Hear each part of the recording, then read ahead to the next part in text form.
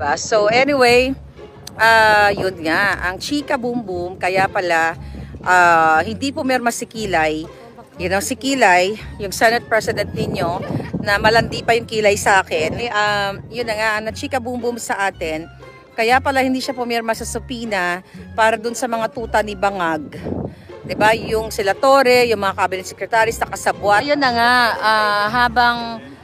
kaya hindi kaya mga kababayan, kaya hindi pumirma si Kilay sa subpoena kasi siya ay may pangarap na tumakbo sa 2028. So nakipagsabwatan kay Bangag, inutusan ni Bangag, ng gobyerno ni Bangag at ni Lisa Tanas na huwag pirmahan yung subpoena para nga dito sa pagpapatawag dyan sa Foreign Relations Committee, kung saan mananagot sila o sasagutin yung mga katanungan kung sino ang nag-provide ng eroplano para abdakin o dukutin si Pangulong Duterte, sino yung mga kasabwat, kasi nakarating sa atin na impormasyon si Ramon ang di umano ang may-ari nitong eroplano na pinasakyan kay Pangulong Duterte sa kanyang pagdukot.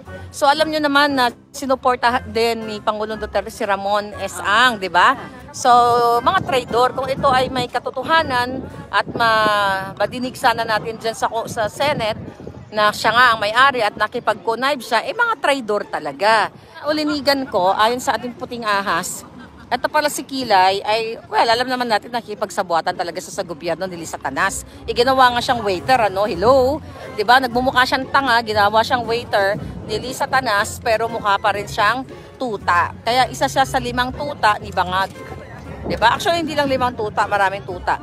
So ngayon, dahil nga nasunog si John Vic Remulla na crush ni Satanas, imagine that, na gustong tumakbo yan sa 2028. Diba, sinabi ko sa inyo na nagbiga-biga si Lisa dyan kay John Vic. Crush na daw si John Vic. And now, dahil nasunog at nakita ang kabobohan ni John Vic Remulla, ang katangahan, dahil nahuli mismo sa nga bells niya na magkasabwat sila, group effort sila, nung pinlano nilang kinidnap ang Pangulong Duterte. Kaya ngayon, si Kilay naman ang pumuporma. Pumuporma siya ngayon sa Bangag administration para ma-endorse siya for 2028.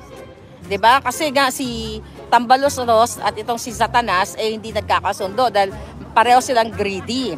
So may mga pumuporma-porma. So allegedly itong si Kilay ay gustong tumakbo sa 2028, kaya naman sunod-sunuran siya kay Bangag at kay Satanas na huwag permahan yung subpoena para appear itong mga resource person dyan sa Senate hearing. Hiyang ito sa Senate, di ba? Talagang nag-group effort sila para hindi madinig ng taong bayan doon sa Foreign Relations Committee, doon nga sa hearing na yon, nang malaman natin kung ano talaga, kung sila ba ay scripted, kung sila ba ay magkakasabwat with Aimee or what. So taong bayan ang mag-uusgan yan taong bayan ang makaka-feel niyan kung sila ay script lang or tama yung ginagawang hearing na yan. But again, Kilay is a traitor. Traitor naman talaga sa taong bayan yan The fact na alam niya nag-a-addicto si Bangag, hindi natin alam. Baka, Kilay, may question ako sa'yo. Nakikipag-jamming ka ba? Diba? Nagsusuyop ka rin ba? Sumisingot ka rin ba?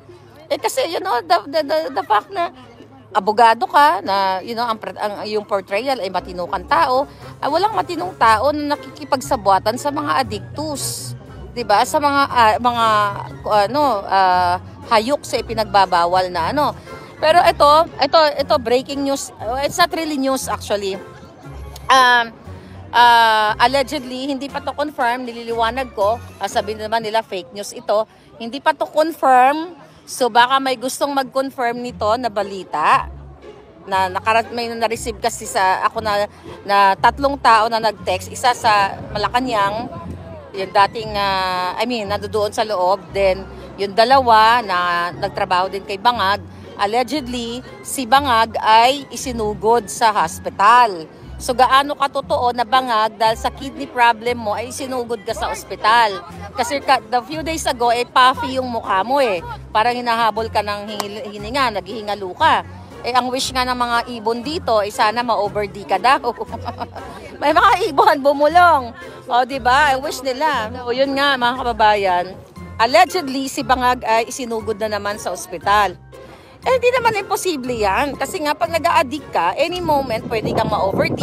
Katulad nung mga nakaraan, ng mga pangyayari, di ba? At sa mga kaibigan nila, and allegedly, yung kanilang entourage dito ay na-OVD rin. So, pag mga ganong klaseng, ganong galawan na nag-a-addictus, eh, talaga namang magkakaroon ka ng problem sa buhay mo. Alam mo, kung mategi si Bangag, for sure tatago nila yan. Let's say, for example, no, kung mategi si Bangag, kunyari, bigla siyang hindi na makahinga, tapos for sure, itatago nila yan, di ba? Baka saksakan ng forma. Para saksakan, tapos itatago nila, kunwari, nasa bakasyon, dapat, yung mga puting ahas ko, please confirm kung saang ospital, kung nasugod ba siya, let me know. Pero again, ang sinasabi ko dito sa inyo, may nakarating sa akin na information. 3 tao. So, totoo ba? Kasi sinungaling naman yung Malacanang. Kailan ba nagsasabi ng totoo to? So, tignan natin kung ano ang nangyari kay Bangag. Kung siya ba ay buhay pa. Baka ngumiwi-ngiwi. Ngiwi-ngiwi. Oo. Ang dami kasing... Alam nyo, tignan nyo yung mga gumagawa ng katarantaduhan sa bayan. Inaaratay na sila ngayon. Diba? Ang daming mga inaaratay ngayon. Kahit kung ma-hospital man yan, hindi naman nila aaminin yan. Tignan mo kasi Satanas, nagpatusok ng kung ano-ano. Anong sabi niya? Nadapa siya sa pavement. Tapos may allergy ang gaga. Itinuslok naman ni Dr. A yung kanyang Feslock.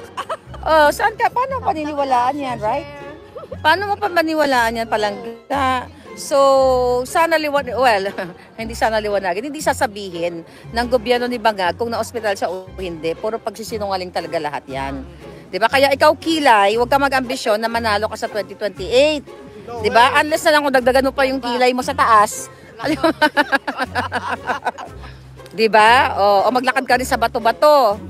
Diyos ko, magsama kayo ng jowa mo na mga parang may mga may mga sapi. Diba? Para kayo may mga sapi, yung isa nagpakilay, yung isa nagmo-model sa bato-bato. Ano yan? Tapos nangangarap ka maging presidente, hindi ka mananalo. Hindi ka mananalo dahil anytime soon, baka may bago na tayong presidente. Anyway, naabangan pa rin namin dito, si waiter, di si Kilay. So, inaabangan pa rin namin kung darating si Vice President. But it's 4:48 na dito sa The Hague. So, andito pa rin kami. Kaya na pa napag-chika-chika. Nakikain na ako ng empanada. Nakapagkape na ako. Nachismis na nila yung mga kapitbahay nila. So, andito pa rin kami. Sama-sama. O, diba? So, anyway, ayan po yung background. Ay, penitentiary. Kung pwede nga lang lumipad ako. Kung minana ko lang talaga yung gahom ng lola ko. Alam niyo yung gahom, yung power. Kung nilunok ko lang, pwede na akong lumipad na parang aswang at dagitin ko si Pangulong Duterte.